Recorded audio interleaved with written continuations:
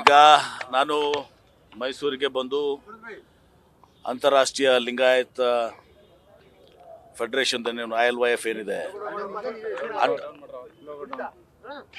ಇವತ್ತು ಮೈಸೂರಿಗೆ ಬಂದು ILYF ಏನದು ಇಂಟರ್ನ್ಯಾಷನಲ್ ಲಿಂಗಾಯತ್ ಯೂತ್ ಫೆಡರೇಷನ್ ಏನಿದೆ ಅವರು ಹಮ್ಮಿಕೊಂಡಿರುವಂಥ ಈ ಒಂದು ಬಿಸ್ನೆಸ್ ಕಾನ್ಕ್ಲೇವ್ಗೆ ನಾನು ಬಂದು ಭಾಗವಹಿಸಿ ಕೆಲವೊಂದು ಮಾತುಗಳನ್ನ ಕೂಡ ಹೇಳಿದ್ದೇನೆ. ಭಾಳ ಸಂತೋಷ ಆಯಿತು. ಅವರು ಭಾಳ ಒಳ್ಳೆಯ ಕೆಲಸವನ್ನು ತಂದು ಸಮಾಜ ಸಂಘಟನೆಯಲ್ಲಿ, ಯಾಕಂದರೆ 2013ರಲ್ಲಿ ನಾನು ಅದು ಪ್ರಾರಂಭ ಆದಾಗ ನಾನು ಹೋಗಿದ್ದೆ ಬಸವ ಸಮಿತಿಯಲ್ಲಿ.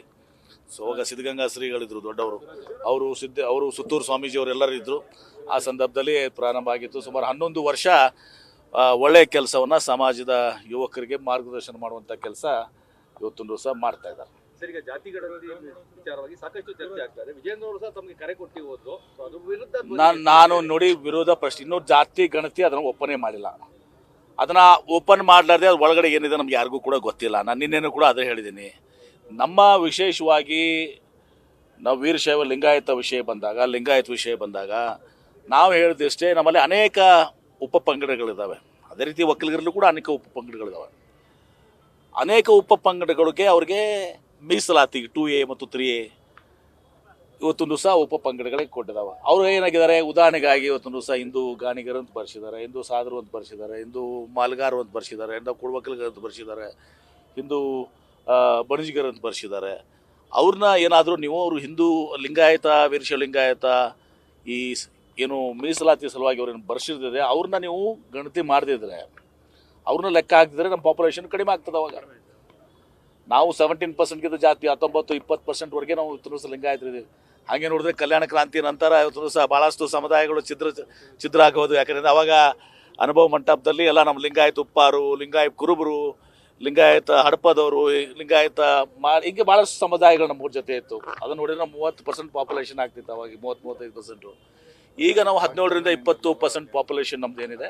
ನಮ್ದು ಇಷ್ಟೇ, ನಾನು ನೋಡಿಲ್ಲ, ಅದು ನೋಡುವವರೆಗೆ ನಾವು ಮಾತಾಡೋದಲ್ಲ. ನಮ್ಮ ಉದ್ದೇಶ ನಮ್ಮ ಮುಖ್ಯಮಂತ್ರಿಗಳು ಕೂಡ ಹೇಳಿದ್ದೀವಿ, ನಮ್ಮ ಲಿಂಗಾಯತ ಉಪಪಂಗಡಗಳು ಅವರೆಲ್ಲನೂ ಒಂದೇ ಒಂದು ಸೂರಿನಡಿನಲ್ಲಿ ಒಂದೇ ಹೆಡ್ನಲ್ಲಿ ತೊಗೊಂಬಂದು ಅವ್ರು ಏನೇ ಬರ್ಸಿರಲಿ, ಅವ್ರು ಹಿಂದೂ ಗಾಣಿಗ ಅಂತ ಬರ್ಸಿರ್ಬೋದು, ಹಿಂದೂ ರೆಡ್ಡಿ ಅಂತ ಬರ್ಸಿರ್ಬೋದು, ಹಿಂದೂ ಬಡಜಿಗ ಅಂತ ಬರ್ಬೋದು, ಹಿಂದೂ ಸಾದರ ಅಂತ ಬರ್ಬೋದು, ಹಿಂದೂ ಕುಡುವಕ್ಕಲಿಗ ಅಂತ ಬರ್ಸಿರ್ಬೋದು, ಮತ್ತೊಂದು ಬರ್ಸಿರ್ಬೋದು. ಅವ್ರು ಏನೇ ಬರ್ಸಿದ್ರು ಕೂಡ ಮಾಲ್ಗಾರ ಅಂತ ಬರ್ಸಿರ್ಬೋದು. ಅವರೆಲ್ಲವರು ಲಿಂಗಾಯತ ಉಪಪಂಗಡಗಳು. ಸತ್ಯ ಏನಂದ್ರೆ ಅವೆಲ್ಲ ಲಿಂಗಾಯತ ಉಪಪಂಗಡಗಳು. ಆ ಲಿಂಗಾಯತ ಉಪಪಂಗಡಗಳು ಎಲ್ಲರನ್ನೂ ಕೂಡ ಒಂದೇ ಅಡಿಯಲ್ಲಿ ತಂದು ಕೌಂಟ್ ಮಾಡಿ ಅದು ಮಾಡಿದಾಗ ನಮಗೆ ಅನ್ಯಾಯ ಆಗುತ್ತಲ್ಲ, ನಮ್ಮ ಜನಸಂಖ್ಯೆ ಇಂಟ್ಯಾಕ್ಟ್ ಆಗಿ ಉಳಿತದೆ.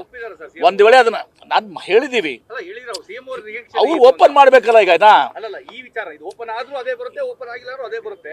ಅದು ನಿಮ್ಗೆ ಗೊತ್ತಿಲ್ಲ, ನನಗೆ ಗೊತ್ತಿಲ್ಲ. ನನಗೆ ನಿಮ್ಮ ಪ್ರಸ್ತಾವನೆಯನ್ನ ಮುಖ್ಯಮಂತ್ರಿಗಳು ಒಪ್ಪಿದಾರ ನೋಡಿ. ನಮ್ಮ ಮುಖ್ಯಮಂತ್ರಿಗಳು ನಾವು ಹೇಳಿದೀವಿ, ಮುಖ್ಯಮಂತ್ರಿಗಳು ಅದನ್ನ ನೋಡೋಣ, ತೆಗೆದು ನೋಡೋಣ, ರಿಪೋರ್ಟ್ ತೆಗೆದು ನೋಡ್ಮೇಲೆ ಗೊತ್ತಾಗೋದಲ್ಲ ಮುಖ್ಯಮಂತ್ರಿಗಳಿಗಾಗ್ಲಿ ನಮಗಾಗ್ಲಿ. ಆಗ ರಿಪೋರ್ಟ್ ತೆಗೆದು ನೋಡಿ ಮೇಲೆ ಇವತ್ತು ಎಲ್ಲಾನು ಕೂಡ ಆಗ್ತದೆ. ವಿತೌಟ್ ರಿಪೋರ್ಟ್ ನಮ್ಮ ಒಂದು ಏನು ಭಾವನೆಗಳಿದಾವೆ ಹೊರಗಡೆ ಇವತ್ತು ಮಾತನಾಡ್ತಾ ಇದ್ದಾರೆ, ಇವತ್ತು ಲಿಂಗಾಯತರಾಗಲಿ ಒಕ್ಕಲಿಗ ಸಮುದಾಯಗಳನ್ನ, ಅದನ್ನು ನಾವು ಹೇಳಿದ್ದೀವಿ.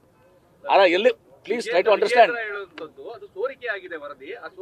ಸೋರಿಕೆ ವರದಿ ನಾನು ಸೋರಿಕೆ ಆಗಿದೆ ಅದು ನೋಡು, ಸೋರಿಕೆ ಆಗಿದೆ ಬಿಟ್ಟಿದೆ ಅಂತ ನಾವು ಹೇಳಕ್ಕೆ ಆಗೋದಲ್ಲ.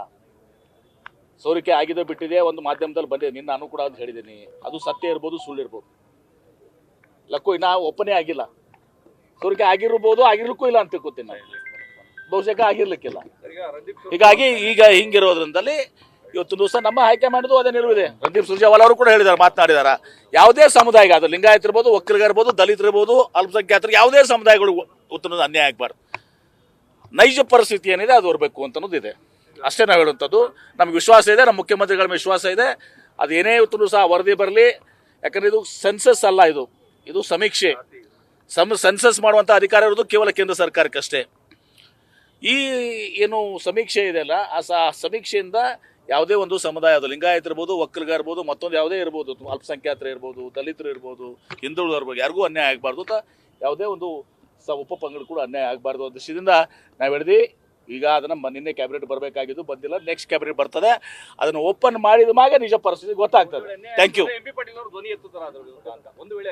ಅನ್ಯಾಯ ಆಗೋದಿಲ್ಲ ಅಂತ ವಿಶ್ವಾಸ ಇದೆ ನಮಗೆ. ನೋಡಿ, ಸುರ್ಜೇವಾಲಾ ಅವರು ಈಗ ಕಾಂಗ್ರೆಸ್ ಪಕ್ಷಕ್ಕೆ ಹೈಕಮಾಂಡ್ ಅಂತಿಮ. ಇವತ್ತು ಸುರ್ಜೇವಾಲಾ ಅವರು ಅಧ್ಯಕ್ಷ ಬದಲಾವಣೆ ಇಲ್ಲಂದ್ರೂ ಕೂಡ ಅದು ಬದಲಾವಣೆ ಆಗೋದಿಲ್ಲ. ಸುರ್ಜೇವಾಲ ಅವರು ಬದಲಾವಣೆ ಆಗ್ತದೆ. ಹೈಕಮಾಂಡ್ ಅಂತಿಮ.